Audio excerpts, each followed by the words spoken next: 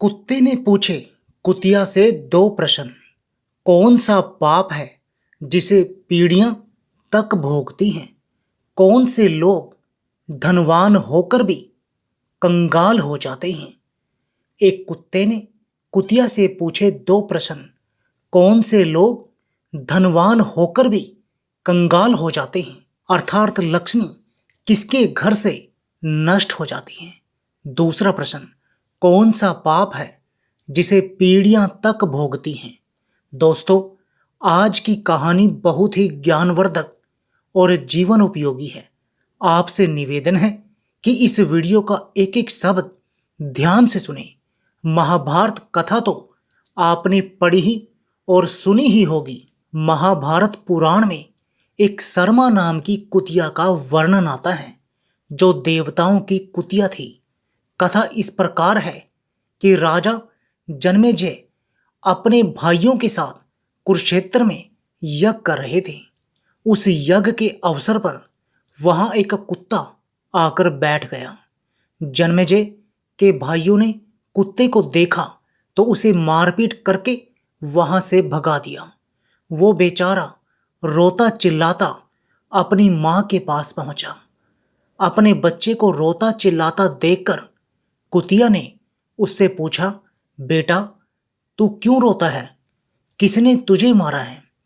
रोते हुए कुत्ते ने अपनी मां को बताया कि मां, मुझे राजा जन्मेजय के भाइयों ने पीटा है। मां ने पूछा, बेटा, क्या तुमने कोई अपराध किया था? कुत्ते ने कहा, नहीं मां, मैंने कोई अपराध नहीं किया। ना तो मैंने उनकी यज्ञ की ओर देखा, ना किसी वस्तु को चाटा। मैं तो बस ऐसे ही सुगंध पाकर घूमता हुआ वहां पहुंच गया। मेरा कोई अपराध ना होते हुए भी उन्होंने मुझे मारा। मित्रों, अपने बच्चे की बात सुनकर कुतिया को बड़ा दुख हुआ। उसने कहा, बेटा, किसी निरपराध को मारना पीटना अपराध होता है और निश्चित ही जन्मेजय के भाइयों ने ये अपराध किया है। इसका फल तो उनको भोगना ही पड़ेगा। गुस्से में भरकर कुतिया जन्मेजय के यज्ञ में पहुंच गई। उसने कहा, देखो, तुमने मेरे निरपराध बच्चे को मारा है, जबकि उसने आपकी किसी वस्तु को छुआ तक नहीं। कुतिया बार बार भौंकती हुई उनसे अपने बच्चे के पीटने का कारण पूछती रही, पर उन्होंने कोई उत्तर नहीं दिया। तब कुतिया ने उन्हें श्राप दे डाला कि तुम सब पर अचानक ही कोई बहुत बड़ा भय आएगा। दोस्तों, देवताओं की कुतिया का श्राप सुनकर ये सब बड़े दुखी हुए कि अरे, यह क्या हो गया? अब इस श्राप से कैसे मुक्ति मिलेगी? अब वे हस्तिनापुर आकर किसी ऐसे पुरोहित को ढूंढने में लग गए जो उन्हें उस श्राप से छुटकारा दिला सकता था।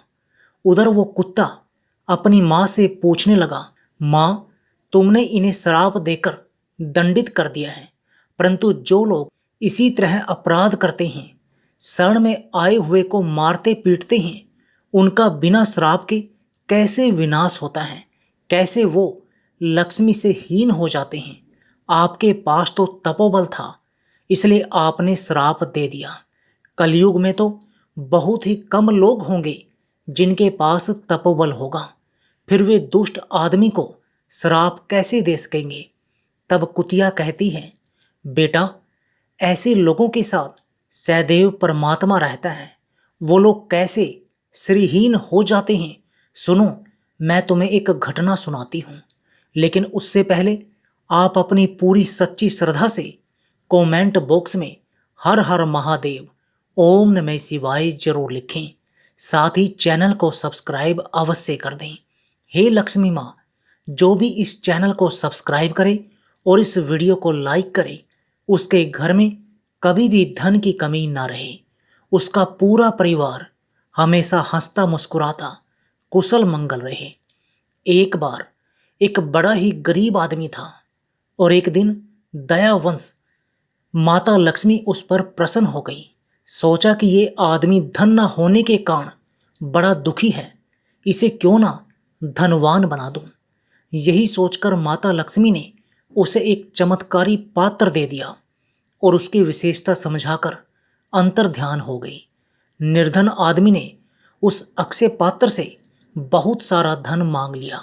धन पाकर वो धनवान हो गया। उसे अब किसी तरह का दुख नहीं रहा। जब भी उसे भूख लगती थी तो वो अक्षय पात्र से भोजन मांग लेता था। अक्षय पात्र उसे तरह तरह के व्यंजन बनाकर दे देता। अब तो उसका जीवन सुखों से भर गया। पूरे नगर में सबसे बड़ा धनी आदमी वही बन गया। आलीशान उसका बंगला हो गया। एक दिन की बात, नगर में बहुत जोर का तूफान आया। गरीबों की झोपड़ियां तक उस तूफान में उड़ गई। गरीब लोग सिर छुपाने के लिए इधर उधर भागने लगे। तूफान की मारी एक बूढ़ी माँ भागकर उस हवेली में शरण लेने पहुंच गई। एक गरीब बुढ़िया को देखकर वो आदमी एकदम से चिल्लाकर बोला, अरे बुढ़िया, इधर कहाँ चली आ रही है? बूढ़ी माँ कहने लगी, बेटा मुझे कुछ देर यहाँ ठहर जाने दो। जैसे ही तूफान शांत हो जाएगा मैं यहाँ से चली जाऊंगी। दोस्तों, बूढ़ी माँ के बार बार निवेदन करने पर भी वह नहीं माना। वो बड़ा ही दुष्ट व्यक्ति था। वो बूढ़ी माँ से नाराज होता हुआ उसे अपने घर से निकालने लगा। बूढ़ी माँ कहने लगी, बेटा थोड़ी देर ठहर लेने दो, इतनी बारिश में भला मैं कहाँ जाऊंगी। बूढ़ी माँ के बहुत गिड़गिड़ाने पर भी उसे दया नहीं आई। उसने अपने नौकरों से कहकर बूढ़ी माँ को घर से बाहर निकलवा दिया। दोस्तों, जैसे ही उस बारिश में वो वृद्ध महिला हवेली से बाहर निकल कर गई, उसी समय परमेश्वर की ऐसी लीला हुई कि जोर की बिजली गरजने लगी और उस दुष्ट आदमी के बंगले पर गिर पड़ी। पूरा बंगला मलबे के ढेर में बदल गया। उसका अक्षय पात्र भी नष्ट हो चुका था। अब उसने देखा कि थोड़ी देर पहले वो जो आलीशान बंगले का मालिक था, अब उसके पास सिर छुपाने के लिए भी झोपड़ी नहीं थी। माता लक्ष्मी ने प्रकट होकर उससे कहा, हे दुष्ट मानव, मैंने तुझे दुखी देखकर दयावश तुझे धनवान बनाया, पर तू तो धनवान बनने के योग्य ही नहीं था। कहते हैं जहां निर्धनों को अपमानित किया जाता है वो श्रीहीन हो जाता है, कंगाल हो जाता है। किसी से कड़वे वचन बोलना लक्ष्मी को नष्ट करने के बराबर है। वृद्ध जनों का सम्मान करना, क्रोध करना और वृद्ध जनों को अपमानित करके घर से निकाल देना लक्ष्मी का वध करने जैसा है। जिस घर में बेटी को नहीं समझा जाता है, जिस घर में सुशील स्त्री को अपमानित किया जाता है, वहां की लक्ष्मी नष्ट हो जाती है। जहां घर आए अतिथि को नहीं पूछा जाता है, वो घर लक्ष्मी से रहित हो जाता है। जहां पुरुषार्थ त्याग कर लोग आलसी हो जाते हैं, वहां लक्ष्मी नष्ट हो जाती है। भगवान ऐसे दीन दुखियों की ओर से सदैव दुष्ट लोगों को दंडित करते रहते हैं। उसके बाद कुत्ते ने कुतिया से दूसरा प्रश्न किया, हे माँ, वो कौन सा पाप है जिसे पीढ़ियां तक भोगती हैं? तब कुतिया बोली, पुत्र, इसे भी आप ध्यान देकर सुनो कि वो कौन सा अपराध है जिन्हें पीढ़ियां तक भोगती हैं। पहली बात तो धर्म विरुद्ध हर कार्य पाप की श्रेणी में आता है, और जो पाप कर्म मनुष्य स्वेच्छा से करता है उसका कुफल दोगुना होता है। कुछ पापों का परिणाम मनुष्य को तुरंत मिल जाता है, और यदि ऐसा नहीं होता, यदि उसे अपने पाप का फल तुरंत नहीं मिलता है, तो समझ लेना उसे उसका महाभयानक परिणाम मिलने वाला है। उसके पाप का फल वो तो कई जन्मों तक भोगेगा ही, उसकी पीढ़ियां भी भोगेंगी, उसके पुत्र पौत्र आदियों को भोगना पड़ता है।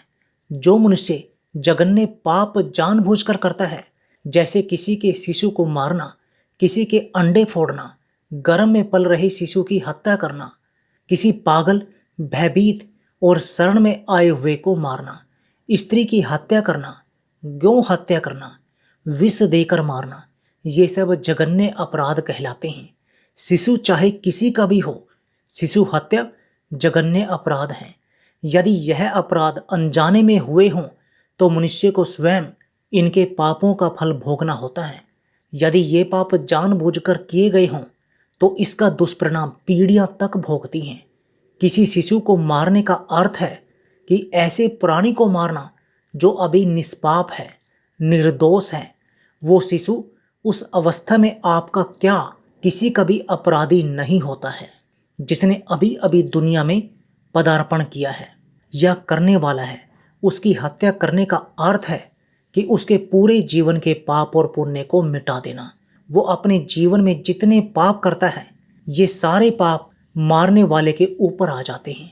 वो अपने जीवन में जितना पुण्य कर्म करता, उनसे आपने उसे वंचित कर दिया। इसका अर्थ उसके शुभ कर्म ना कर पाने की वजह आप बन गए हैं। उसका पाप भी मारने वाले को ही लगता है। वो यदि जीवित होता तो अपने वंश का कितना विस्तार करता। उसका भी पाप मरने वाले का ही भोगना पड़ता है। दुनिया वाले बेटों के चक्कर में बेटियों की गर्भ में ही हत्या करवा देते हैं। वे देश दुनिया में सबसे बड़े महापापी माने जाते हैं और उनका ये अपराध उनकी पीढ़ियां तक भोगती हैं। उन्हें ना तो इस जीवन में कभी शांति मिलती है और ना आने वाले किसी जीवन में। दोस्तों, मैं उम्मीद करता हूँ ये कहानी आपको जरूर पसंद आई होगी।